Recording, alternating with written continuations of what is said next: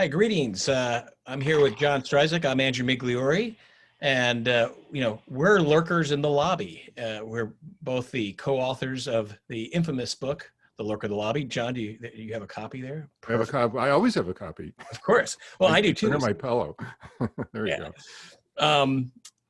What's funny is, this whole thing, Lurker in the Lobby, started really in 1995. I had a website called Beyond Books, and I did some film reviews. And that's when John Stryzik came into my life. And, you were from Columbia College. Wait a minute.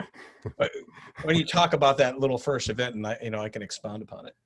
Yeah, I remember that. I was working at a really nasty job at Earthlink. It's an internet company. And I was working the night shift. And most of the time I was just surfing the web. And I kept in typing Lovecraft, on Google. And your website came up. And it was a website that was reviewing movies, Lovecraft movies. And in 1980, well, 80. No, I'm talking about my movie. Yeah, I think we made it in 1979. I finished it in like 1980. It was a student project at a place called Columbia College in Chicago, and I had wanted to make a movie that I could distribute as a short film, And I remember like literary or English classes would have adaptations of stories and literature, and they would show it during the class. Now, nobody did Lovecraft, so I decided to try to do a Lovecraft film, and I made an adaptation of the music Verigzon, which you can take it, which kind of started your festival. Yeah. So, matter of fact, I think one of the reasons you even saw my website and reached out to me, I had reviewed the Resurrected, for example, which we're going to be talking about today. And you said, hey, I did a film, and it was the music. And I got to say, it really kind of opened the vistas, the cosmic vista, because I had always wanted to have really serious adaptations of the weird tales and cosmic horror of Lovecraft, and no one had really done it. And I thought your student film had done a better job, had more heart, and had some great cinematic notes to it, that it got me kind of excited. And that's when I reached back to you, and we talked, and it eventually led to, of course, the annual H.P. Lovecraft Film Festival, now in its 25th year. And also the book, right? We started talking about, doing because there was, we realized that there was a lot of Lovecraft adaptations. We wrote this book like in 2000, right? That was the original. Before then, yeah. It was 98, 99. We started, that's the first, then it came out in 2000, right? Yeah. And then we did a revised copy, which I think came out 4 years later. Well, that's this one. Yeah. Yeah, that's this one. Yeah. You're pulling it up here. But, one thing it's a fun book, and there's a lot of great interviews in it of some departed people, unfortunately, like Stuart Gordon. Yep. Hallier. But what we were trying to do is, on some level, it was kind of like a popcorn book, but on another level, it was kind of serious, because we would look at the movies and try to figure out why they adapted it the way they did. Mm-hmm. Because my background too is in filmmaking. So after Eric's on, I made a film called, I got a scholarship actually from William Friedkin. And with that money, I made another adaptation. And this was a Franz Kafka story called A Hunger Artist. Mm-hmm. And that was a really good one. So I used that as an entree kind of into Hollywood. And because it's sort of like if you know the story, it's about a professional faster. And his goal was to fast forever. And of course, if you do that, you die, obviously. So there's this weird twist. It's sort of like a Twilight Zone twist to it. And with that movie, I got a gig at Tales from the Dark Side. Right. Well, those two films were perfect episodic type things, right? They're weird. They were like it. Yeah, they were like Twilight Zone-y kind of things. Yeah. Exactly. But my thing is, if you're going to adapt the story, adapt the story. You're not gonna make Lovecraft better, and that's what we'll talk about with Resurrected, because it's probably one of the best Lovecraft adaptations, but it's probably one of the worst too in some ways. So I'd like to talk about that later. We'll get to it, but we're absolutely, that's what we're talking about today. Whoops, behind me is as you can see behind me. See the painting from the movie there. Thanks to John Stryzik again. All this stuff is deeply intertwined here. Well, thanks to Dan Watanabe, who worked for the Scotti brothers, who produced it. And the whole thing about meeting Dan O'Bannon too is Yeah. a great little story we got to tell. But Oh yeah, when we went to his house to do when we got to invited to his man cave yeah, the to see you know the what was it, his work print of the film at the time.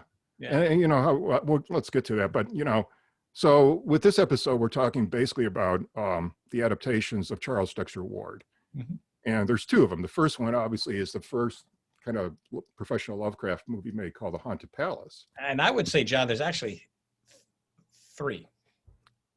Okay. What's the Well, third? I mean, the first one that I've always considered the first one was the Creature of the Walking Dead. It was a Mexican. I know. You like, yeah. Okay. Well, but no, John, but seriously, if you look at the film and the components, it's an uncredited. And then what happened was, of course, what was his name? Warren, that horrible director in the 60s, took it and cut it up. Yeah. And it is, they took out a lot of the elements, right? So, I mean, it really, Creature of the Walking Dead is the first one, really. But they took out all the interesting bits, like the whole thing with the ancestors, and turned it into a more of a pedestrian vampire tale, where, you know, he's drinking the blood of young girls to live forever. Well, let's talk about the story first, because this is the gold standard. If you're into Lovecraft, this is edited by S.T. Joshi, who became a friend of mine through Eric Zahn when I showed it up in Providence. And that's the story meeting ST, is because I kind of went to and it ties into Charles Dexter Ward also. You met him in the sub basement in Brown. Well, no, I went out there and I had no idea why. I just wanted to see, Providence, and I also thought maybe somebody might be interested in seeing the movie. So I used this, The Case of Charles Dexter Ward, as a guidebook. It's a guidebook to Providence. Uh-huh. It's one of his most personal stories, and that's the other thing that kind of eats me up, because we try to, me and the guy who played, Charles Dexter Ward, as a matter of fact, and Eric Zahn, we adapted it as a screenplay, and it got some heat. We called it The Madness of Charles Dexter Ward. It was a combination of two titles, because his other title was The Madness Out of Time, mm-hmm. For Charles Dexter Ward. But a little bit about the story. So it's written by Lovecraft in 1927, after he spends 2 years in hell in New York, and it's a love story to Providence, a lot of it, and it's very personal. So it's basically, I just want to read this passage where he describes the main character of Charles Dexter Ward, and tell me who this reminds you of. So he says, Charles Ward was an antiquarian from infancy, no doubt gaining his taste from the venerable town around him and from the relics of the past, which filled every corner of his parents' old mansion in Prospect Street on the crest of the hill.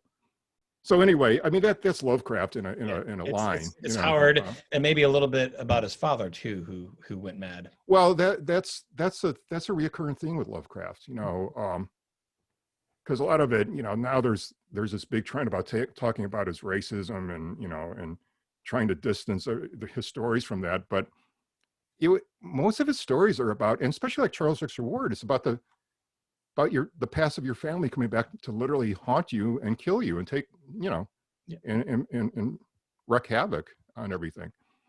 So anyway, also so his melancholy too, right? Because he definitely, like you said, it's kind of a love story to Providence. He's looking back fondly to the past, where it's very romanticized, right? It's extremely romanticized in his world. Yeah. But it's an interesting, going from the story and talking, there's three in my world, Creature of the Walking Dead.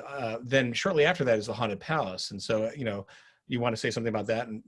Well, no, I just want to talk about the original novella, sure. Because Lovecraft is known, it's 30 odd stories, the main canon, I think, of Lovecraft stories.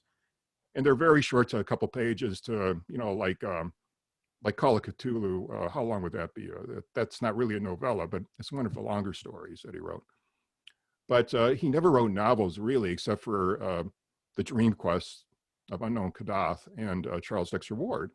And he wrote this really quickly, according to S.T. Joshi, like in 2 months. But it's just all in longhand. He never typed it up. And he didn't much care for it, I guess. Well, yeah, he hated typing. Yeah. But there was an incident in his life, I think around 1930, a guy who worked at Simon and Schuster was asking him, do you have any novels? We're interested in novels, not really short story collections. And Lovecraft did nothing with it. Mhm. Because really what this is a first draft, Yeah. of a novel, because he would have done more work on it. And as first drafts go, it's pretty goddamn good. Yeah, it is. It's a great, it's one of my favorite stories. Yeah, it is one of my favorites too. I just love the past coming back to haunt you, the Yeah. whole possession, and the doppelganger substitution, from his ancestor stuff. Hey, Andrew, when you would know this better than I, but did you read many like alternate history stories? Are you into that at all? Yes. I mean, I don't know. I'm trying to think of some stuff off that. I mean, one of my favorite Well, like, dramatic versions is like it happened here with. Man in the High Castle. Oh yeah, that's that kind of thing. Philip But K. in a way, I don't know if he started, because this is like, it reads like, a lot of this reads like a history book. Uh-huh. And it's alternate history of the of the 17th, 17th, 18th century in America, because a lot of it is just, I don't want to say dry, but it's like you're picking up this story about colonial life, in the 1770s or 1760s, and it's real detailed. I think I always got the feeling, especially things like at the Mountains of Madness, where again you get that same sense where he's gone to a library and basically absorbed all the research of his time, and then is taking it and condensing it and taking the entry bits and then restating it in a way. And so I think it comes across very academic, because again a lot of it for him, it's not the action, it's not that, it's setting up the atmosphere and the story and the mechanism, so it's like the eventual Right. head. Because what Charles Dexter Ward does in the book is he discovers, and it's like 2 pages that have been glued together that, I don't know, I forget how he finds it, but it was like some church records, right? And he finds out that he has his unknown ancestor through his mother's side, the Tillinghast. And him being an antiquarian, he wants to look this up and see where it leads. So one of the fun parts of the book too is Lovecraft imitates all these letters that Charles Ward finds that was written to Curran or by Curran, and it's in that real archaic writing style and spelling. It's just a hoot to read those things. It's a lot of fun, which cannot really be translated to screen, except they do by archaic, Right. I have grown for physical. Yeah, I know. I was going to say that. I always love that. Everybody loves that line. By the coast, river, air. It's like, yeah, I know. It's fun stuff. But, I just want to warn people who's listening to this podcast, don't try this at home. Don't look up your ancestors. It just will lead to horrible, horrible things. And if you bring something back up, John, right? Yeah. Don't bring well, something up. Here's another little funny thing. I was rereading the novel, and my wife's ancestors, remember when we did a film festival version at Salem, which was really cool, because we went to area events. It was the area part of area events in Salem. Aryan events? Airy, like Airy events. Okay, I was thinking, whoa, wait a minute. Not I don't want to airy. get into Aryan. Airy, and not airy. Oh, Aryan events, please. Oh yeah, I know. Ooh, gosh. But anyway, we went out there, and my wife's family immigrated to, what was the colonies back then in the 1630s, and I think I'm mispronouncing it, but it was Rehoboth, or Rehoboth. I forget how they pronounce it in Massachusetts, which is outside Providence. And I remember that name because Lovecraft he built a fort there as a kid. He used to play there, I don't know that one. Oh. Yeah, and her family, which their name was Sabin, and she's a direct descendant from this William Sabin, had a sawmill in Rehoboth on a pond. So I'm rereading this book, and he references somebody named Thomas Sabin, which had to be either a friend of his that he played with, descended from William Sabin, so related to Miriam, I guess, maybe.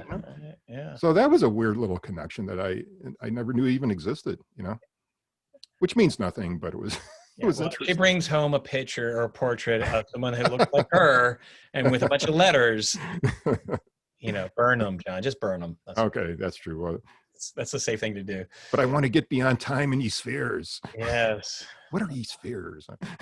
It's always like, and you do that, it just, I don't know. Is it So anyway, Why? You know, to wrap up this novel thing. So he writes it. It's a great story. He sent it to a few of his, circle of friends to read a manuscript, which is very difficult because if you look at Lovecraft's handwriting, is real cramped and hard to read. And actually, in the extras of the Resurrected, there's a great interview with our buddy ST, talking about the book. And he said when Lovecraft was writing this, it was really haphazard. He would, whatever paper he could find, he wrote on. Like, yeah, pretty much. Parts of it is a ledger book. Yeah. He's just writing this stuff. And it just sat there for years and years until after he died. And then it was finally published by Arkham House. Yeah. I think in 1947, something like that. It was in the 40s. Because they did Outside and Others, like, what, 38, 39 time period?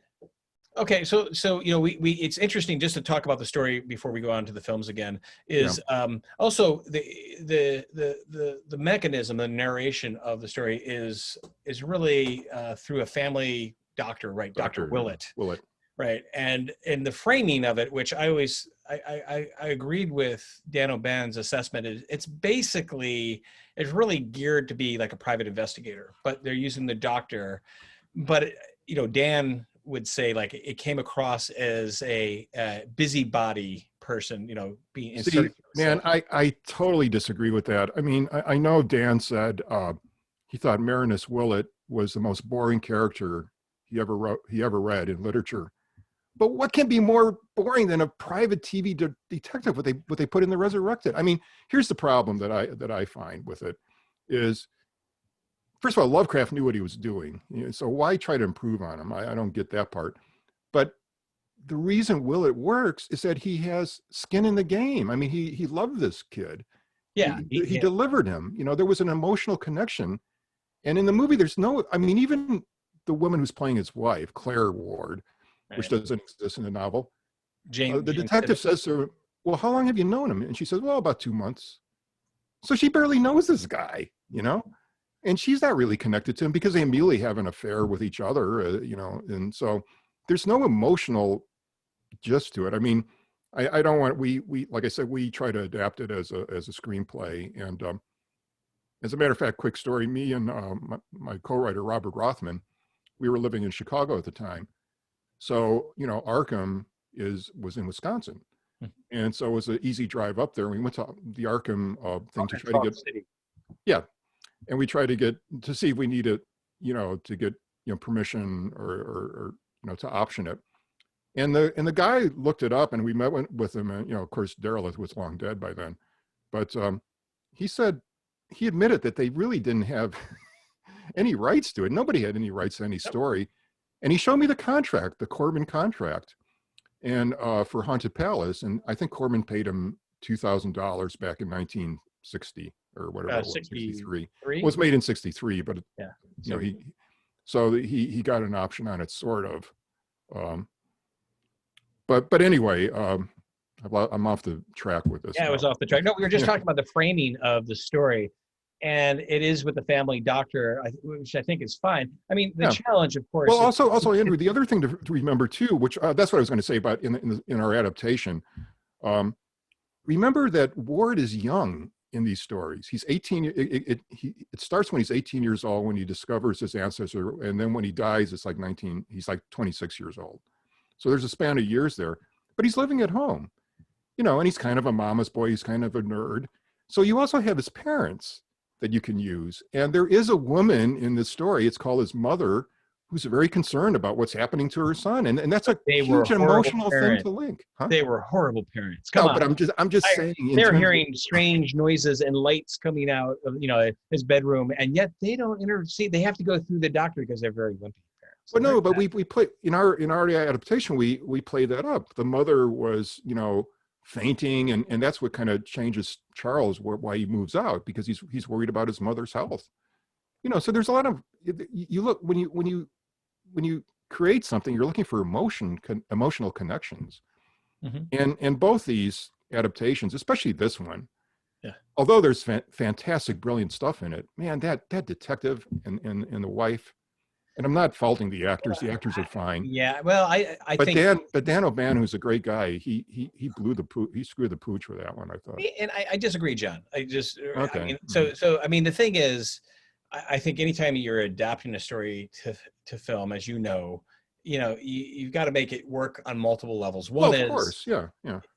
there is a business component to it, so connecting to the audience, and there is an emotion. I mean, I'm not just discounting what you're saying about the emotional connection between like the parents and the doctor. That's all true, but to make it work in a modern setting, I think people would believe more of a detective, and then the love interest.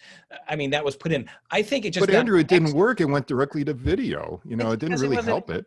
it wasn't executed really the best. And I think John Terry, who played the PI, was pretty good in the movie, but he didn't really have the gravitas. I No. think Jane Sibbett, is it Sibbett? Yeah, Jane Sibbett, who played Claire, Yeah. was not the right actress whatsoever. No, she wasn't right for it. No. And I think because of those, now Chris Sarandon, on the other hand, was absolutely fantastic. That's the jewel of this movie. There's two jewels in this movie, which one is Chris Sarandon, who is unbelievably good in it, and the set design. Uh-huh. I mean, when they go into the caverns and all that kind of stuff. The caverns are great. Oh, Yeah, God, it's just fantastic. You can tell the house is very much a set. It's low budget. You could, the little trick with making it look like spring, and they put the little flower in front of the camera when it's clearly winter. I mean, those are all fine. I mean, it's not great. I mean, you could tell, but I think the other character I kind of enjoyed was the detective sidekick guy, played by Robert Romero. Was it that? Not Romero. Rodriguez? Wait, Romero? Oh man, I can't remember right now. You got the DVD right there, John. Why don't you tell the audience? Listen on it. But he was good. I thought he was great as the sidekick, because he was kind of had the right level of disbelief, but also kind of like, let's just get it done kind of attitude. Yeah, Robert Romanus. Yeah. And so he was, I thought, was fun for that kind of picture. And so the execution of it could have been better, but Dan O'Bannon and the Scotti brothers had disagreement. Brent Friedman was brought into the screenplay, so there was. Yeah, maybe we're getting this out of sequence. Should we talk about Haunted Palace first and then go into it, or? We can. Well, let's go back in time, John. We can do that. So, we briefly talked about the Creature of the Walking Dead. So the Haunted Palace is the first real Lovecraft, adaptation that took Lovecraft's name and kept. Yeah, and I just want to mention that Charles Beaumont, of course. Charles Beaumont and Roger Corman, and it's Haunted Palace actually is a poem by Poe, so it's kind of part of his Poe cycle.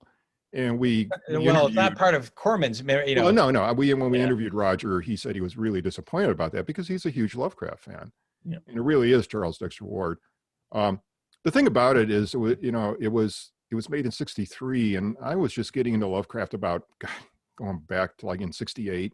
I was going into high school, and it was so great seeing this movie on TV, because it was before home video and all that kind of stuff, and just hearing him say Necronomic. Well, he says Necronomicon, and Tulu and Yog-Sothoth and the Elder Gods, and just to hear those words.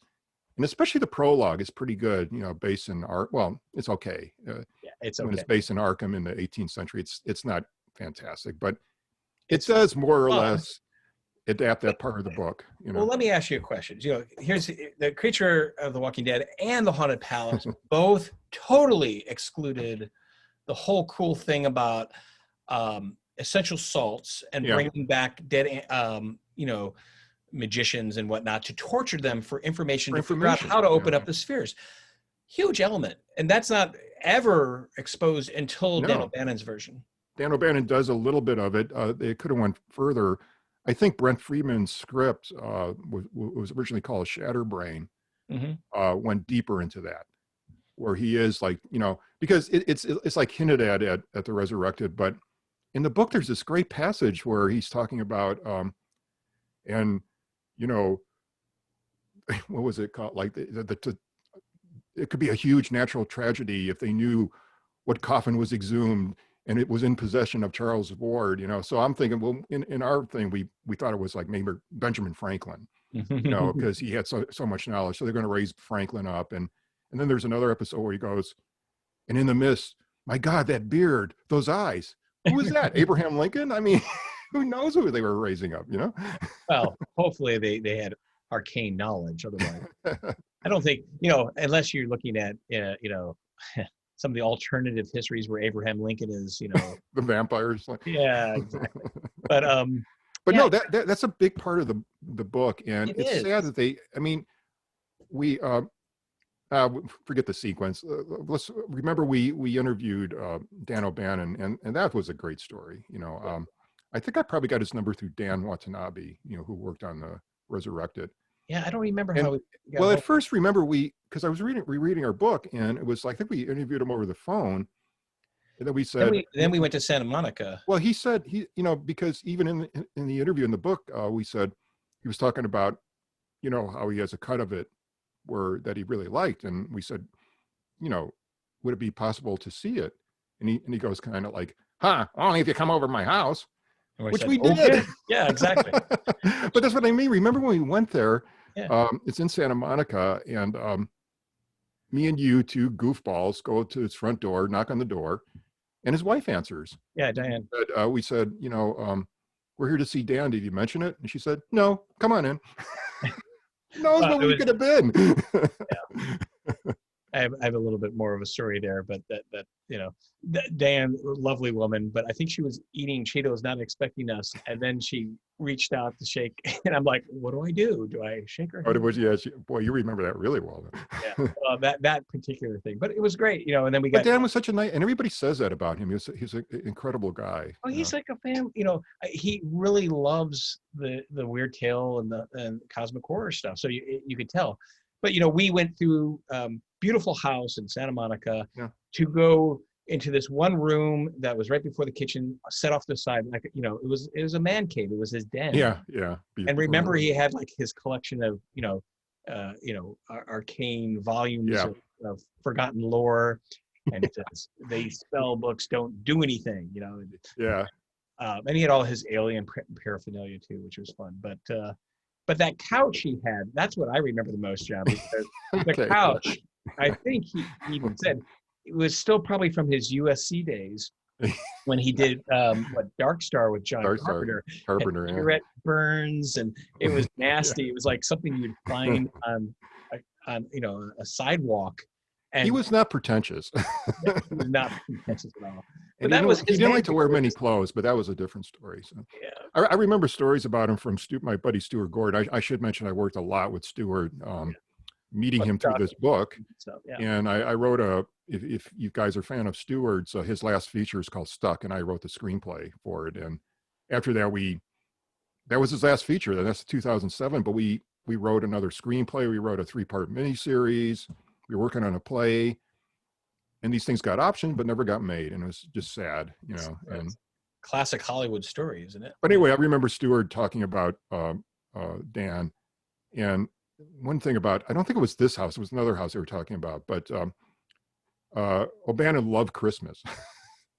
So he would always have like Christmas lights up and a Christmas tree. And to set the mood, he would set the air conditioner to like 50 degrees. So you would come in there and freeze, even if it was like 100 degrees outside, you know, because it was his Christmas thing. I mean, he was an eccentric guy, but he was a great guy, you know. Yeah, he was. I mean, he did special effects for Star Wars, the original Star Wars, you know. Yeah, yeah. He was really ill during all that. That's why he was only all part. They talk about that about when he's making Resurrect, which actually we should call it his name, which is the Ancestor, which is more accurate, you know. And he was very sick when they were making it, and Sarandon, in his interview on the disc, said he loved O'Bannon. He would do anything for him, but he said sometimes he would look over and Dan was falling asleep in the directing chair. He was that, whether it was the drugs he was, or whatever, not drugs, but the medications he was taking, you know. So it was tough. Yeah. And then they had a lot of fights on the set between him and the producers too, which doesn't help, you know. Yeah, well, yeah, and that's the whole thing. And then it was taken away and then recut. But my memory, you know, we were talking a little bit about the essential salts, is that I think Dan really wanted that at the torturing of to get Yeah. to understand, and the dream sequence, the dream sequence with uh, March. yeah, exactly, March. Well, Uh, they have that in the extras here. mhm. They went back to the work print that we saw Yep. And because there wasn't that much more on that work print that I can remember. It was only about 15 minutes more of footage, maybe. yeah, right. It was like, And some of it was good to get rid of because it was more a love story between him and yeah, but you can see what the intent was. Yeah. Like, so the intent was like, Kerwin getting into people's dreams and manipulating things from the other side, basically. The dogs was trying to be developed more as a red herring, and then losing some of the little bit of footage there kind of made it a little bit less interesting, but not really. I guess the cuts there were probably fine. Well, the the other thing thing that, they remember talk Dan, about. I was going to say, remember when Dan got kind of mad at me because I think watching the scene where like either the brain or the eye, I forgot what, they had some torture scene where March is like, a prisoner of Kerwin, and Kerwin's, was he taking out his brain or doing the cut on the eye, the classic, scene. Yeah. And, we are so used to this stuff that I didn't even react. And that's when he went off and said, we should put a moratorium on horror for 5 years because people are, Yeah. and he isn't quite wrong. We have the audiences these days are so sophisticated, like they're used to and expecting to. So it's really hard for to show stuff that comes across as really horrific.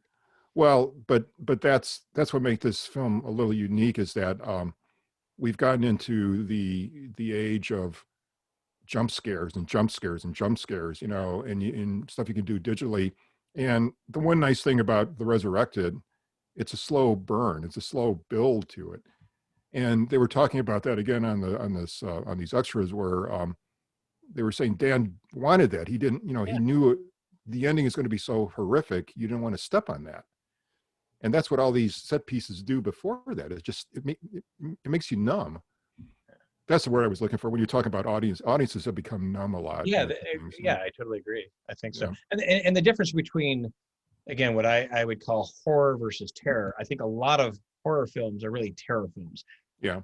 You're being terrorized by Right. an individual, and you're being chased by something, and that's being terrorized. Versus the horror to me is, again, the classic Lovecraftian cosmic horror concept is coming to the slow realization that we're screwed. Like, realizing that, oh, the reality, and this is why I like Philip K. Dick too, the reality that I thought was reality isn't really reality, right? Now that I have this other bit of information, I'm in this, it's like being in the eye of a hurricane, and I just happen to be living in a point where, in the eye, but on either end is horribleness, and that's kind of interesting, is that the character coming to that realization through stories like this. It's like Space, which I think is amazing. No, and now we're like in and that's obviously tough to show, but it's we're in the area, we're in the era of you can do weird cosmic. We were talking about True Detective. Yeah. And there is a scene that reminded me of Charles Dexter Ward because I think it might be in a cemetery, but they go in someplace underground, subterranean. And it's exactly how Lovecraft describes stuff underneath Curran's farmhouse, where it's like this big vaulted place, and rooms are going in every direction. But in True Detective, the guy's looking up and it becomes cosmic. Yeah. Cosmic. It becomes these vast starscapes and vistas of whatever, and it was really effective. And by the way, that location, I think what you're talking about is an old Civil War fort along that's waterways. Yeah. And so going in there, gives you that sense. That's what it was. Yeah. Yeah. But True Detective was great, but I don't want to go on a tangent on that thing. Yeah. But getting back to the films, like, so the Haunted Palace. So, I was talking about the key elements, the essential salts, and that whole aspect of torturing, ancient magicians to get arcane knowledge, to be able to open up the gates, to get more power, is totally missing, like in the Haunted Palace. It becomes it's better than the the Creature of the Walking Dead, which is more just vampires, to being at least there is, they're opening up something, and the history there, the ancestry part, right? The history is there, like, and what they do there in a kind of a nifty trick, right, is like all the townspeople are cursed, and they also descended from the original townspeople who had the They all look the same, though. That's the funny thing about it. I know, it's but like, that's just like we say in our review, the genetics takes a fast exit, normal genetics. I mean, everybody is like a clone of each other thing. Although, it's funny. I was thinking about this too. Economics, right? So, I'm a big fan of David Lynch, obviously.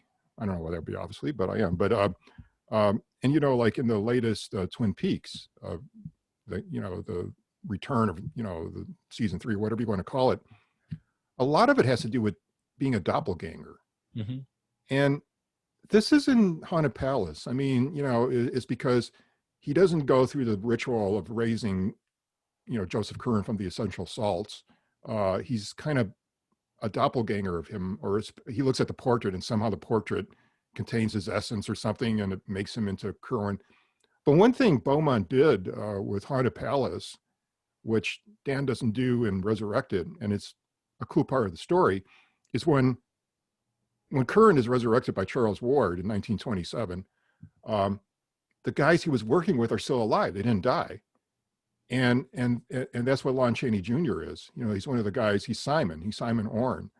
And I didn't notice this before because we kind of did a kind of, I don't know, like a goofy thing talking about how, when he changes into Charles Dexter Ward, he has more eye makeup. Yeah, he puts and a little scowl or something. Yeah, and he kisses more.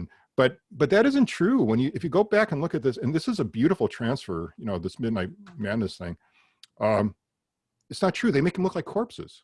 Yeah, they do. They take all the color away from their faces, and it's pretty effective. It's subtle, but it looks like somebody who's been alive for like 200 years or whatever. Yeah. So that was a nice little piece that I miss on the first watching of it. How could you miss that, John? I'm stupid. Well, aren't we all? But yeah. Why didn't we mention? We never mentioned that in our review, though. There's a lot of. That was maybe I saw a bad copy of it. The color was bad, but. Yeah, I always noticed that. I mean, I could tell visually, and the thing I always loved about those movies from the '60s is the color palette. It's so striking.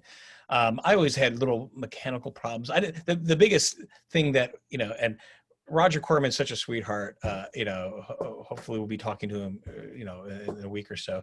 I did kind of bash it. I remember you pulling me aside and one saying, nice thing about you have no censorship to yourself. Well, I mean, you just say what you think.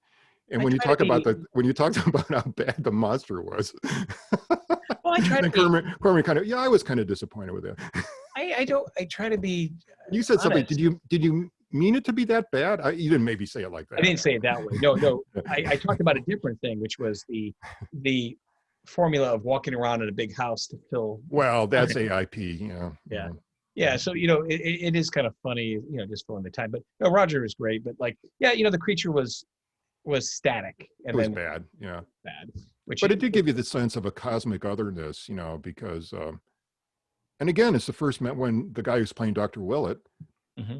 although he's got this real New York accent, Necronomicon, he talks about the elder gods, and things beyond space and all this kind of stuff. So that was neat.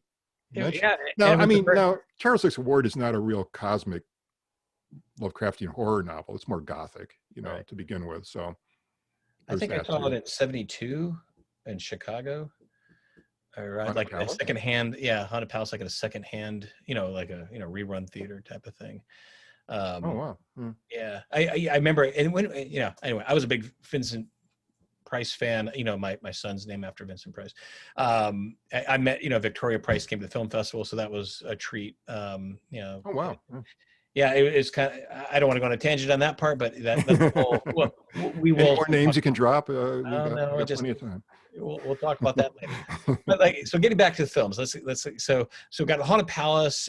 It was more true. It's the first real adaptation where Lovecraft is actually taken as the author and given credit to, even though it was, marketed as a Poe thing.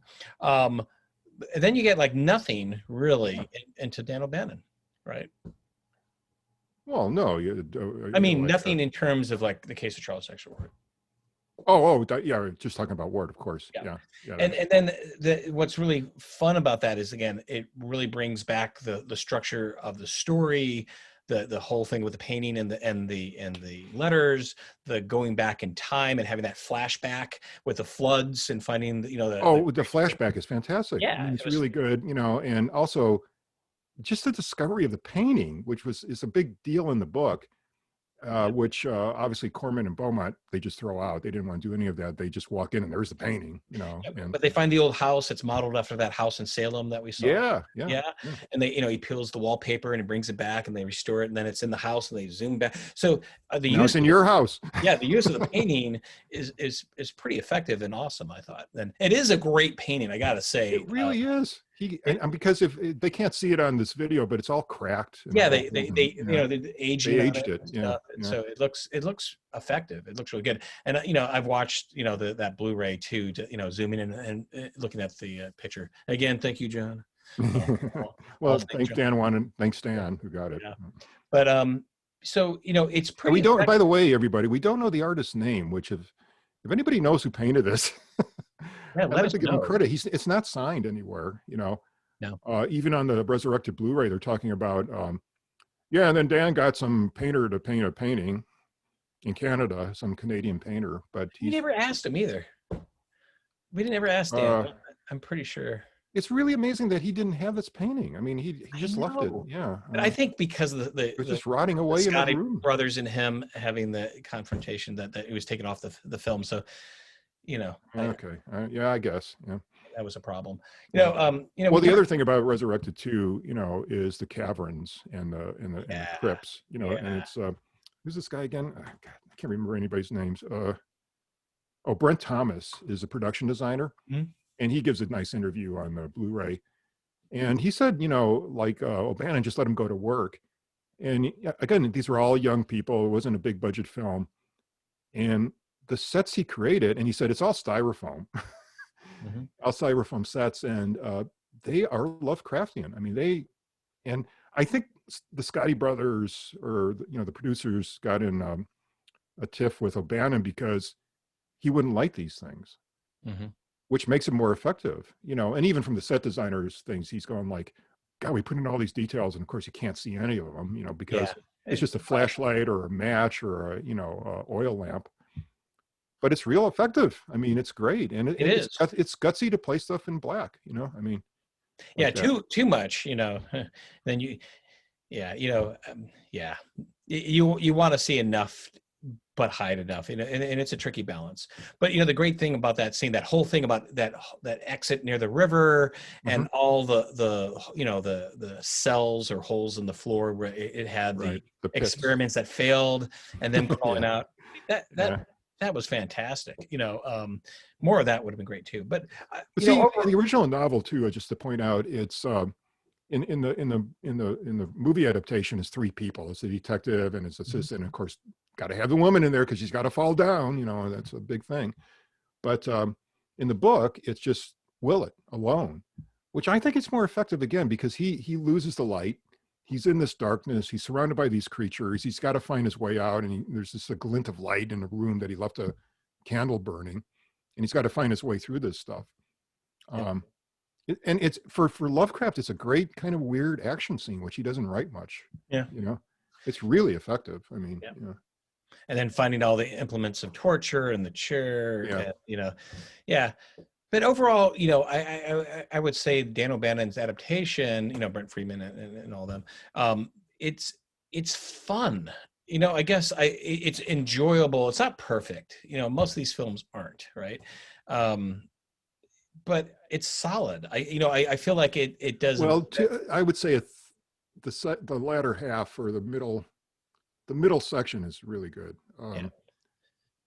But again, you got to give Sarandon a lot of credit. Yes. I mean, anybody else, Vincent, you're the guy who actually fathered your son, Vincent Price. He gives a good, I mean, it's hammy, it's Vincent Price, and he's giving a decent performance. But Sarandon takes it to a fucking another level, man. I mean, it's just. And he plays the dual role, awesome, as Charles and as Berwin. I kind of changed my mind about this because in the review in the book, our book, we say that we like that he doesn't use the incantations, that it's actually more alchemy, that there's a reflux. Right. Yeah. But thinking about it, isn't that what every Harry Potter movie is? Aren't they shouting spells at each other all the time and things are zipping around and doing stuff? So why is it so right, bad? John? I mean, it's right. I mean, it works. I mean, people like it, so you could have that incantation. Now, but I think, and I'm going to stick with that, the original review we did, is that the fact that they did it through a chemical process, however arcane, I thought was cooler. I liked it, and they came up with that little flux device, right? That's a real instrument that you see in alchemy books, because again, that goes back to O'Bannon's knowledge of all this esoteric stuff. Because he had a shelf of that stuff. But listen, the alchemists back then, they would do these formulas that had to last like 40 days and nights, and they had to keep the fire at a certain. And they did incantations, and they did chant over this stuff too. So Lovecraft wasn't wrong about that. No, but it's more of like coming across as the goofiness, and like, do you get to the right, pitch in your. But why is Harry Potter not goofy, or is it goofy? I don't watch those movies, but that's all they do, right? They go to school to learn spells. Sound like a grumpy old man there. Well, I am. No, but that's fine because it is doing that. You know what I mean? It's like, but if you want to have the cosmic horror be taken a little bit more seriously and not be too silly, I think having, instead of going Yog Sothoth, or whatever. Oh, come on, we'll talk about that. But that was horror. Which horror, yeah. Another Corman. Well, why don't we wrap up, because we're at the hour mark, and so I'm Andrew McGlory, and I'm John Streisick, and we're Lurkers in the Lobby. And someday you will be too, maybe. So we need content.